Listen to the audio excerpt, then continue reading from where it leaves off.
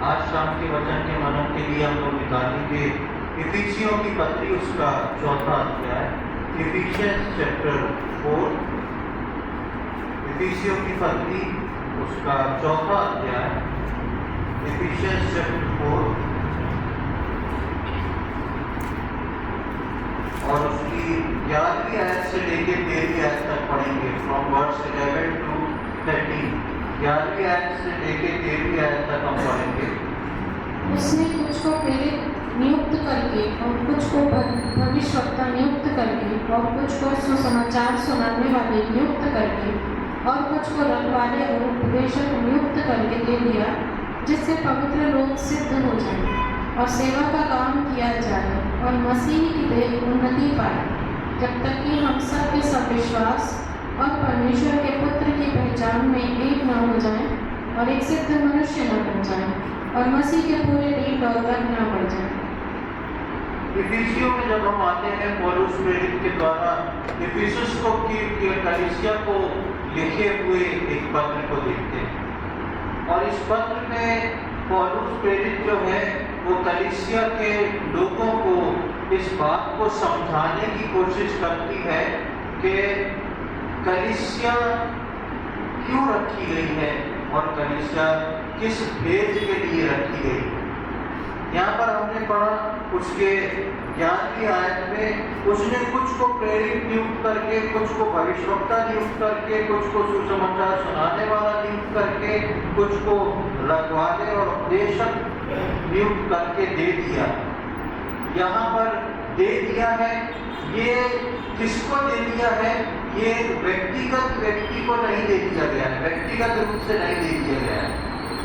परमेश्वर ने जब प्रभु यीशु मसीह ने पतरस को बोला था कि मैं तुझ पे अपनी कलीसिया को बनाऊंगा, वहां से कलीसिया का कॉन्सेप्ट शुरू हुआ और कलीसिया जब बन जाती है तो प्रभु उस कलीसिया का पालन पोषण करता है, क्योंकि उस कलीसिया को प्रभु यीशु मसीह ने बनाया है और निरंतर वो 2026 साल से बनाता चला जा रहा है। ये कलीसिया जो बनना शुरू हुई है, ये आज की तारीख तक में बन रही है, नई नई कलीसिया बन रही है और जो कलीसिया ऑलरेडी है उनको परमेश्वर मेंटेन करके रख रहा है और इसका मेंटेनेंस के लिए परमेश्वर ने कुछ को कलीसिया में नियुक्त किया है, जिसके बारे में हमने 11वें पद में पढ़ा कि कुछ को भविष्यवक्ता, कुछ को वचन सुनाने वाले, कुछ को प्रार्थना करने वाले, कुछ को गवाही देने वाले, ऐसे ऐसे विश्वासियों को परमेश्वर नियुक्त करके रखता है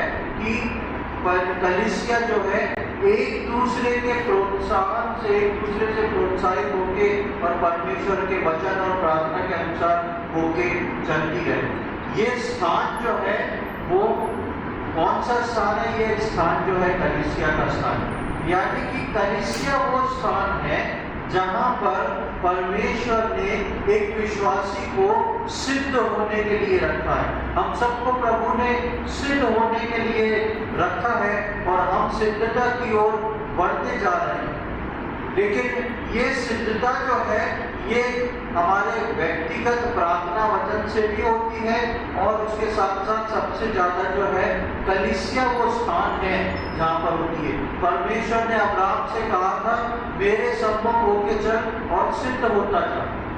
परमेश्वर के सम्मुख होके चलने को अब्राहम को कहा था और हम देखते हैं कि अब्राहम परमेश्वर के सम्मुख होके चला और अब्राहम जो था वो सिद्ध होता चला गया।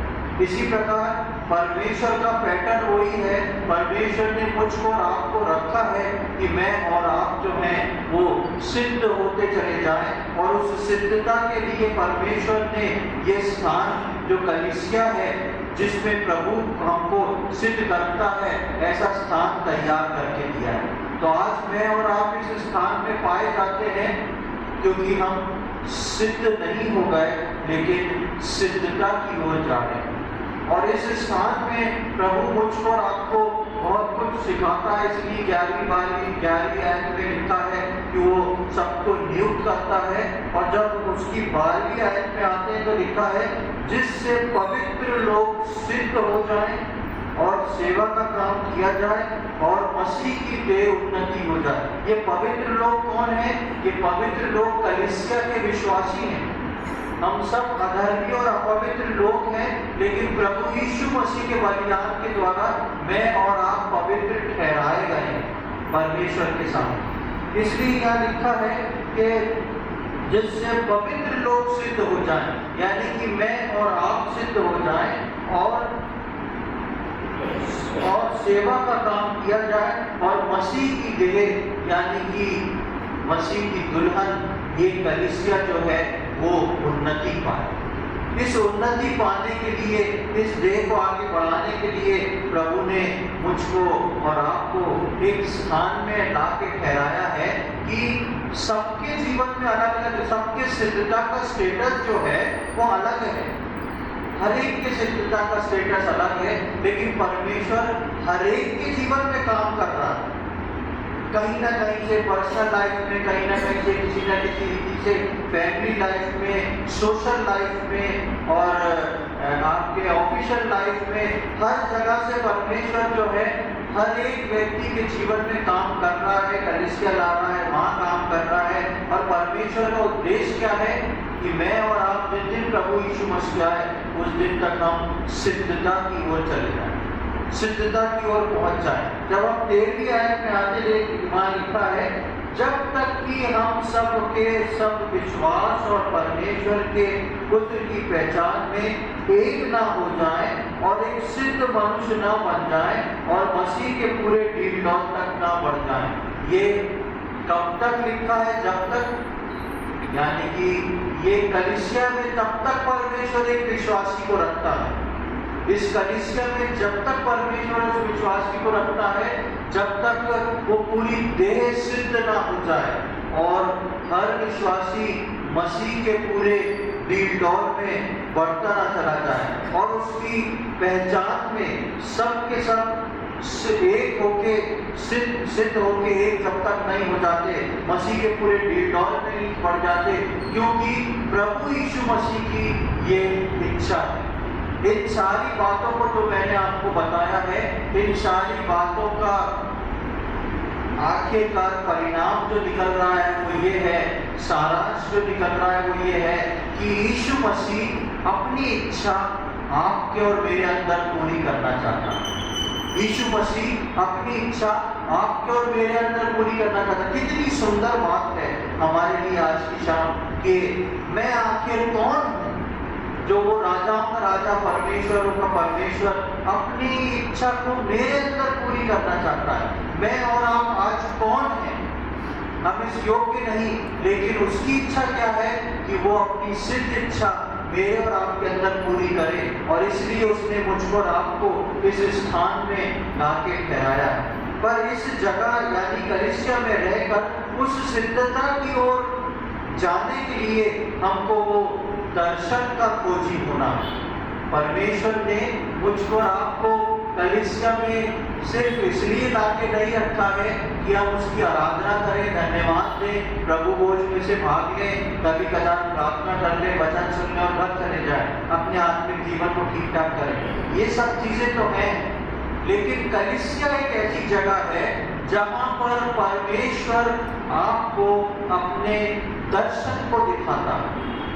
कलीसिया एक ऐसी जगह है जहाँ पर परमेश्वर जो है वो उस दर्शन को रखता है, और बाइबल बोलती है कि दर्शन ना होने के वजह से, नीति वचन में क्या लिखा किसी को याद है? जहाँ दर्शन नहीं होता वहाँ प्रजा नाश हो जाती। इसलिए ये यीशु मसीह की प्रजा है। मैं और आप जो हैं वो यीशु मसीह की प्रजा है।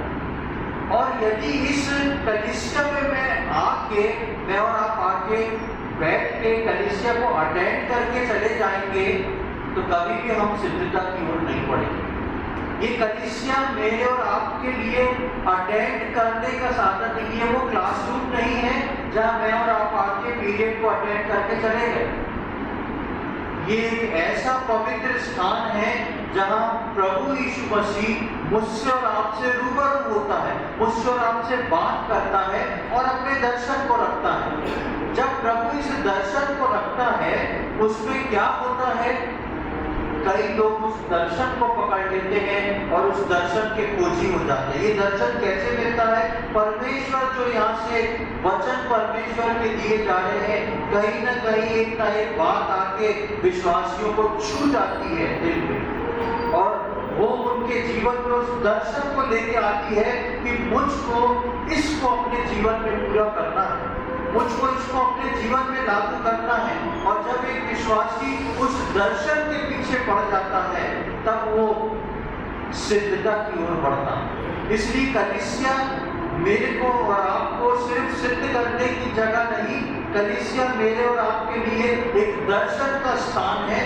और ऐसा दर्शन जहाँ पे मुझको और आपको उस दर्शन को ले लेना है। क्योंकि जैसा हमने वचन में देखा, नीति वचन में, कि दर्शन जब नहीं होता तो परमेश्वर की प्रजा नाश हो जाती है। परमेश्वर ने मुझको और आपको नाश होने के लिए नहीं रखा।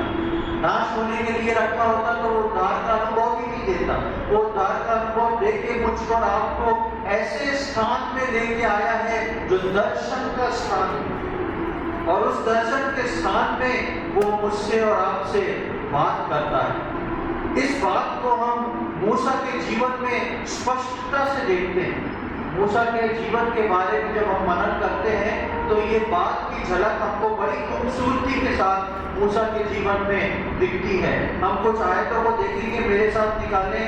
निर्गमन उसका 3रा अध्याय, एक्सोडस चैप्टर 3, निर्गमन उसका 3रा अध्याय और उसकी पहली 3 आयतों को पढ़ेंगे। First, second and third. Exodus chapter 3 versus 1, 2 and 3। मूसा अपने ससुर यित्रो नामक मिद्यान के याजक की भेड़ बकरियों को चराता था, और वह उन्हें जंगल की पश्चिमी ओर होरेब नामक परमेश्वर के पर्वत के पास ले गया। और परमेश्वर के दूत ने एक कटीली झाड़ी के बीच आग की लौ में उसको दर्शन दिया, और उसने दृष्टि उठाकर देखा कि झाड़ी जल रही है पर भस्म नहीं होती। तब मूसा ने कहा, मैं उधर जाकर इस बड़े आश्चर्य को देखूंगा कि वह झाड़ी क्यों नहीं जल जाती। यहाँ पर हम देखते हैं, हम सब जानते हैं कि परमेश्वर ने मूसा को चुना था बचपन से, लेकिन हम देखते हैं कि मूसा जो था वो जब 40 वर्ष का होता है तब उसको एहसास होने लगता है कि मैं परमेश्वर की ओर से हूँ, और वो अपने लोग इजरायलियों के लिए, इब्राहिम के लोगों के लिए कुछ करना चाहता है। जब उसके मन में ये बात आती है, परमेश्वर उसको उठा के मिद्यान में ले जाता है, और वहां पर मूसा 40 वर्ष तक रह के भेड़ बकरियों को चलाता है। अब मूसा के जीवन से वो सारे उद्देश्य चले गए, खत्म हो गए। लेकिन ध्यान दें, परमेश्वर मूसा को 40 वर्ष तक के लिए एक स्थान में ठहरा देता है, और किस दिन बात करता है? जिस दिन मूसा सिद्धता की ओर बढ़ जाता है। यानी कि ये जो 40 वर्ष परमेश्वर ने मिद्यान में मूसा को रखा था, वो स्थान कौन सा था? वो स्थान वही स्थान था जहाँ परमेश्वर उसको सिद्धता की ओर ले जा रहा है। मेरे और आपके जीवन में परमेश्वर ने कलीसिया को वो एक स्थान रखा है जहाँ पर हम परमेश्वर से बात करना सीख जाते हैं, जहाँ पर हम परमेश्वर से मुलाकात करना सीख जाते हैं। परमेश्वर ने 40 वर्ष तक वहां पर जाके उसको रखा। जब परमेश्वर मूसा को कुछ बनाना चाहता था, जब परमेश्वर ने मूसा के जीवन में अपने उद्देश्य को पूरा किया, तो सबसे पहले परमेश्वर ने एक लंबे समय के लिए मूसा को एक स्थान में बिठा दिया। मेरे और आपके जीवन में परमेश्वर एक बड़े उद्देश्य को पूरा करने जा रहा है, और वो उद्देश्य क्या है? मुझको और आपको परमेश्वर के घर पहुंचाने जा रहा है अनंत काल के जीवन में। मुझको और आपको बादलों में लेके जाने वाला है, और इसलिए परमेश्वर ने अपने उस उद्देश्य को पूरा करने के लिए मुझको और आपको इस कलीसिया में लाके बैठा दिया है। जैसे मूसा वहां पर आके 40 वर्ष बैठ गया, परमेश्वर ने मुझको और आपको इस स्थान पर बैठाया। इस स्थान पर बैठाया है, क्यों बैठाया है? हम देखते हैं कि मूसा के जीवन में 40 वर्ष तक एक स्थान में रख दिया था, और उसमें ही वो उस दर्शन को पाता है। ये 40 साल का जब पीरियड चल रहा था, इस पीरियड के अंदर मूसा को एक दर्शन मिलता। ये 40 वर्ष तक मूसा को क्यों नहीं मिला? परमेश्वर के लिए एक दर्शन देना क्या मुश्किल था, लेकिन परमेश्वर मूसा को हर दिन सिद्धता की ओर ले जा रहा था। और एक दिन जब परमेश्वर भाग गया, इस बात को जान गया कि अब मूसा उस दर्शन के योग्य है, तो हमने निर्गमन 30 अध्याय की पहली 3 आयतों में पढ़ा कि वो एक दिन यूं ही बैठ के अपनी भेड़ बकरियों को चराता चराता परमेश्वर के पर्वत होरेब के पास तक पहुंच जाता है और उस होरेब पर्वत पर परमेश्वर उसको दर्शन देता है। दूसरी आयत में हम देखते हैं कि और परमेश्वर के दूत एक कटीली झाड़ी के बीच आग की लौ में उसको दर्शन दिया। ये दर्शन किसको मिल रहा है? क्या सिर्फ मूसा को मिल रहा है? आग जल रही है तो मूसा के साथ ये उस समय में ग्रुप में जाया करते थे, जो चरवाह होते थे ग्रुप में जाया करते थे। तो ये आग मूसा को दिखी, उसके साथ उसके दूसरे लोगों को भी दिखी होगी, लेकिन ये दर्शन जो है, इस दर्शन ने केवल मूसा के मन को खींचा। मूसा के अलावा साथ में बैठे लोगों ने मूसा के साथ नहीं बोला चलो हम भी चलते देख के आते हैं। सिर्फ मूसा को क्यों खींचा?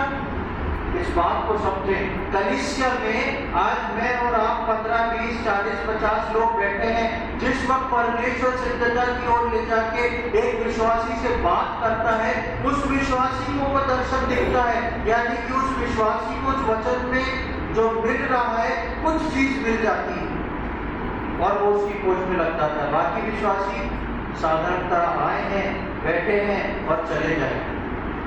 मेरे और आपके जीवन में इस बात को समझना जरूरी है कि मैं और आप जब से इस कलीसिया में आ रहे हैं, क्या परमेश्वर का कोई वचन मुझको छूता है? जो छूता है, क्या मैं उस वचन के पीछे लग जाता हूँ? क्या मैं उसको एक दर्शन मान के उस दर्शन का खोजी बन जाता हूँ? यहाँ पे 40 साल बीत गए।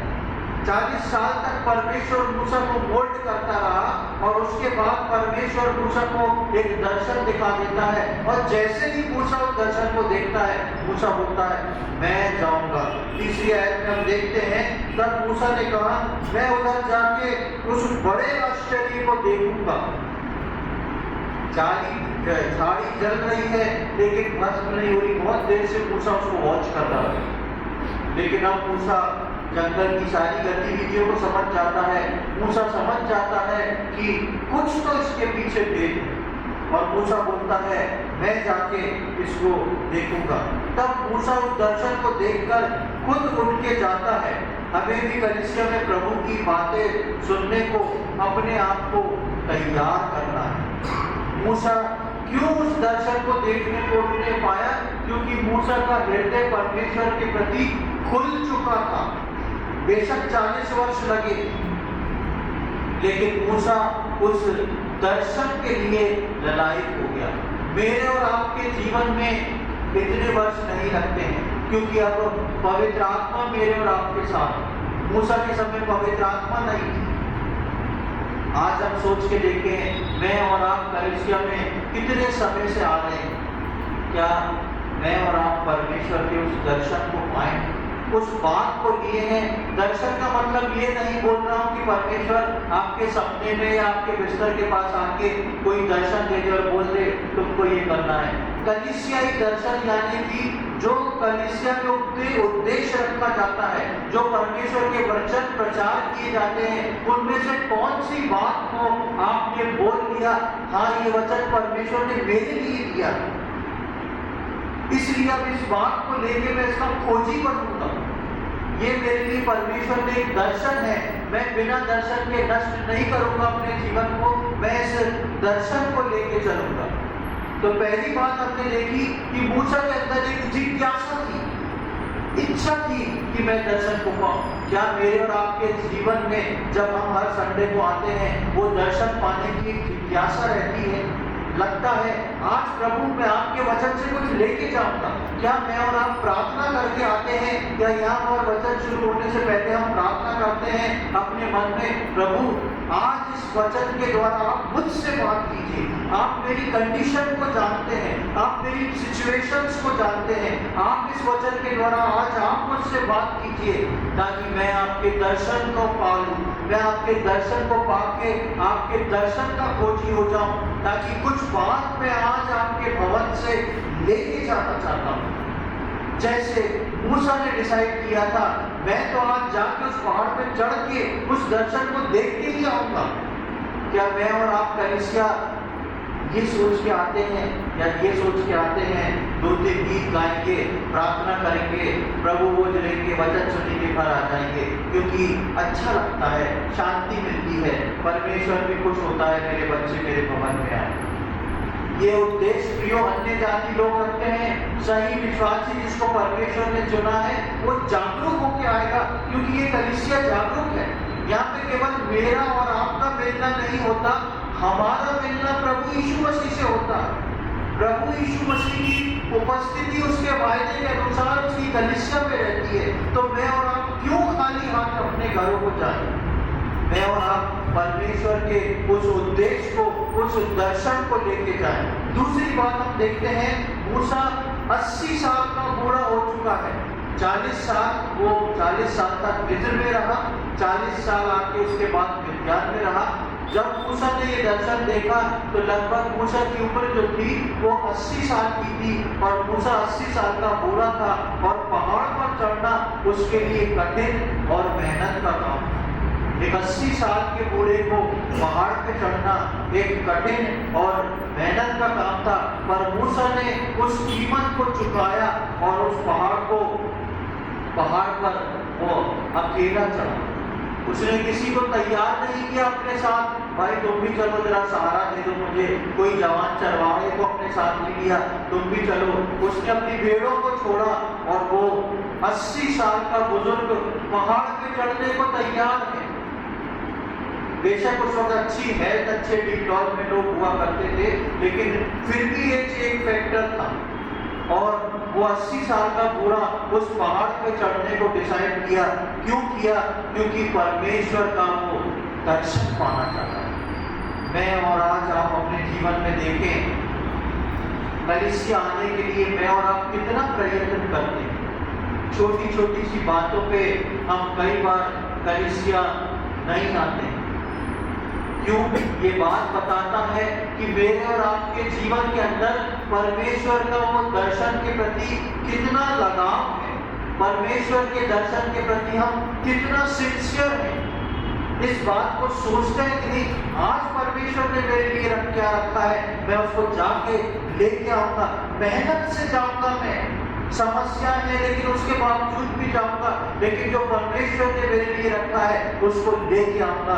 ना कि हम इस बात को बोले हर संडे तो जाते हैं, वचन डल जाएगा, ऑनलाइन सुनने की क्या जरूरत है। प्रियो, मेरे और आपको प्रभु के भवन में जो आते हैं और बोझ से उस दर्शन को लेके जाते हैं, वो दर्शन उन्हीं के जीवन में काम करता है। परमेश्वर देखता है कि जब परमेश्वर की उपस्थिति उस भवन में है, परमेश्वर कहता है जब स्वर्ग से मैं यहाँ पर तो तुमसे मिलने आ सकता हूँ, तो तुम अपने घर से क्या मुझसे मिलने नहीं आ सकते? मेरे दर्शन को लेने नहीं आ सकते? मेरी बात को लेने को नहीं आ सकते? कितनी बार हम छोटी छोटी बातों की वजह से कलीसिया में नहीं आते हैं, लेकिन सोच के देखें मेरे और आपके लिए प्रभु क्या है। यदि प्रभु एक तरफ से अपने मुंह को घुमा दे मेरी और आपकी ओर से, हमारा सांस लेना मुश्किल हो जाए, हमारा दिल धड़कना मुश्किल हो जाए, लेकिन वो प्रभु हमेशा अनुग्रह देता है। वो कभी भी हमारे साथ मनुष्य जैसा व्यवहार नहीं करता है। तो यहाँ हम देखते हैं कि 80 साल के बूढ़े होने के बाद भी मूसा जो था पहाड़ पे चढ़ रहा है। क्यों? क्योंकि वो दर्शन का खोजी है। परमेश्वर ने हमको भी उस स्थान पर रखा है जहाँ वो हमको कुछ देता है, कुछ सिखाता है, कुछ बताता है कि हम क्या बन जाएं, हम सिद्ध बन जाएं, हम उसके दर्शन को लें और दर्शन को लेके हम सिद्धता की ओर बढ़े और सिद्ध बन भी जाएं। पर हमको उस कीमत को चुका के उस पहाड़ पर चढ़ना है, उसको हासिल करना है। उस कीमत को मुझको और आपको चुकाना है। दर्शन आपके बेडरूम में आके आपको इजीली नहीं मिल जाएगा, वो समय जा चुका है जब परमेश्वर अपने भविष्यवक्ताओं को दर्शन दिया करता था, क्योंकि परमेश्वर कार्य कराता था। आज परमेश्वर ने अपना पवित्र आत्मा मुझको और आपको दिया है, लेकिन प्रभु ने मुफ्त में उद्धार दिया है। मुझको और आपको कुछ नहीं करना पड़ा, लेकिन परमेश्वर चाहता है मैं और आप उसके दर्शन के खोजी बने। उस बात को जो परमेश्वर ने मेरे और आपके लिए रखी है उसको लें और सिद्धता की ओर जाए। और इसका 4वीं आयत से लेके 7वीं आयत तक यदि हम पढ़ेंगे तो हमको पता पड़ता है कि परमेश्वर मूसा से बात करता है और मूसा परमेश्वर को पहचान जाता है। उसको पढ़ेंगे नहीं, आप घर जाके पढ़ सकते हैं। 4वीं आयत से 7वीं आयत तक परमेश्वर की बात, मूसा पहुंच जाता है वहां पर और परमेश्वर मूसा से बात करता है और परमेश्वर मूसा को इंट्रोड्यूस करता है, मैं वही परमेश्वर हूँ, तेरे पिता इब्राहिम, इसहाक, याकूब का परमेश्वर हूँ। मैं तुझसे बात करने आया हूँ। और भविष्य की बातों को परमेश्वर मूसा को बताता है। यानी कि जब परमेश्वर दर्शन देता है, अपने आप को रिवील करता है और भविष्य को रिवील करता है। परमेश्वर ने मूसा को दर्शन देके अपने आप को रिवील किया।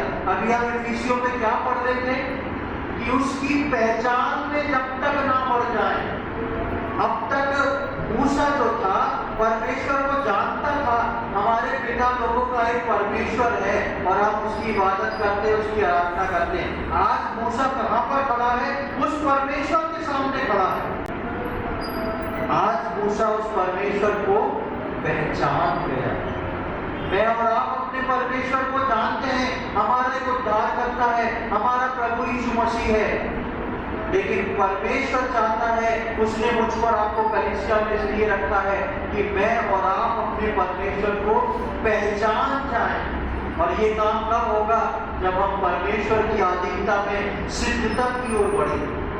और उसको सिद्ध करने के लिए परमेश्वर ने मुझको और आपको यहाँ पर रखा है। परमेश्वर ने मूसा से बात करता है, मूसा परमेश्वर को पहचान जाता है और परमेश्वर ने मुझको और आपको कलीसिया में उसको पहचानने को रखा है। वापिस हम इफिसियों में आएंगे जो हमने पढ़ा था।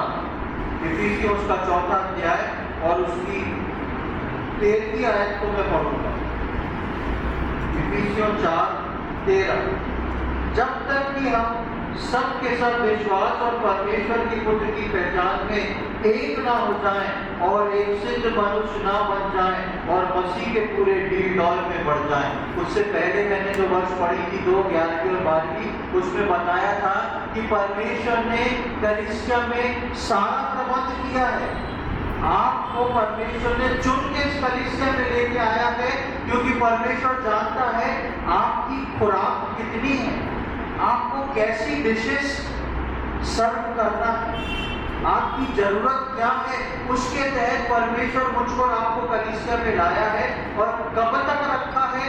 जब तक मैं और आप मसीह के डील डॉल में पूरे ना हो जाए, जब तक मैं और आप परमेश्वर की पहचान में ना बढ़ जाए। प्रियो, मैं और आप परमेश्वर की पहचान में बढ़ना है तो मुझको और आपको कलीसिया निरंतर आके, कैसे आके?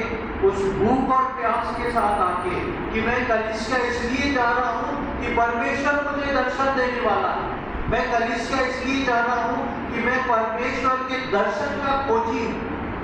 मैं कलीसिया इसलिए जा रहा हूँ कि मेरा जीवन व्यर्थता में नहीं जाए, लेकिन जो दर्शन परमेश्वर मुझे दे, मैं उस दर्शन के अनुसार अपने जीवन को चला सकूं। परमेश्वर अपने वचनों के द्वारा, अपने दासों के द्वारा, एल्डर्स के द्वारा इन वचनों को लाते हैं कि मैं और आप उस दर्शन को लेके उस दर्शन के पीछे चलें। उसकी पहचान में एक जब तक हम ना हो जाएं, तब तक उसने मुझको और आपको इस लिए रखा है। आज प्रभु ने हमको जिस स्थान में रखा है उसमें हमको सावधानी से रहे, आगे सिद्धता की ओर बढ़ना है, परिश्रम करना है और एक रुचि के साथ आना है। परिश्रम करके एक रुचि के साथ उस बात को अपने लिए लेना है, क्योंकि उसका आगमन का समय हो चुका है। यदि प्रभु यीशु मसीह का आगमन जल्द हो जाता है, मैं और आप सिद्धता की ओर नहीं पहुंचते, तो मैं और आप परमेश्वर के उस घर में जाके, बादलों पे जाके भी बौनों के समान, एक बिना मैच्योर बच्चे के समान रह जाएंगे।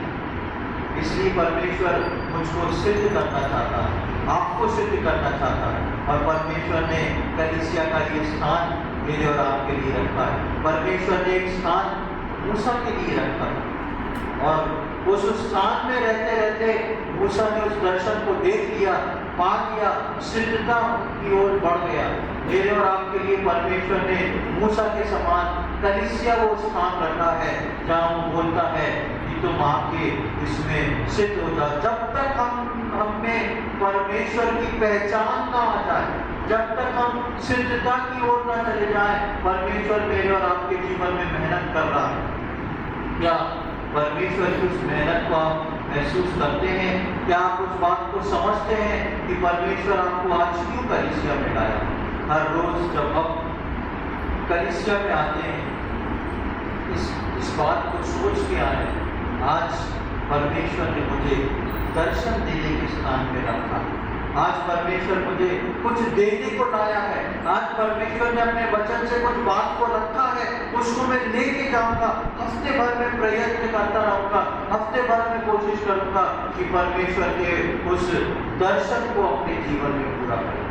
आइए प्रियो, इन वचनों के साथ मैं और आप उस ताजगी के साथ, उस रुचि के साथ हर रोज अपने परमेश्वर के समीप आए, उसके वचनों को पढ़ें। संडे को मैं और आप एक तैयारी के साथ आए, ताकि मैं और आप समझदारी के साथ जो प्रभु मुझको और आपको दे रहा है, उसको लेके हम सिद्धता की ओर बढ़ने वाले हो सकें। परमेश्वर ने वचनों को समझने में अपने से प्रत्येक की सहायता करे। प्रभु के नाम की महिमा।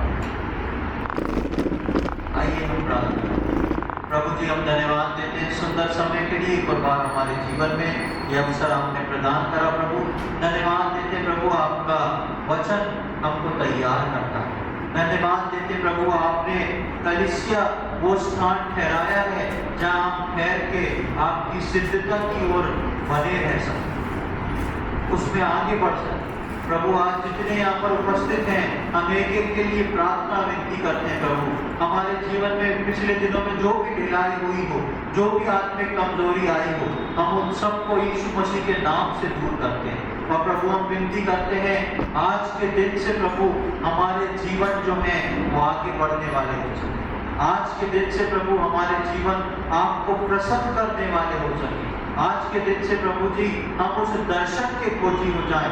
अब से जब भी हम संडे को आए, थर्सडे को आए, प्रभु जी हम उस उद्देश्य को लेके आए, उस बोझ को लेके आए कि आज मैं अपने परमेश्वर से उस दर्शन की बात को लेके जाऊंगा और उसको अपने जीवन में पूरा भी करूंगा। प्रभु इन वचनों के अनुसार चलने में अपने से प्रत्येक की सहायता करें। ये वचन अपने से प्रत्येक के जीवन में देदारी हुए और आने वाले समय में प्रभु जी 100 गुना फल लाने वाले हो सके। एक और बार आज के दिन के लिए हम धन्यवाद देते हैं। आपने प्रार्थना को सुना, उसके लिए धन्यवाद। ये सारी बातें अपने उद्धार करता प्रभु यीशु मसीह के पवित्र और के नाम से मांगते हैं, आमीन।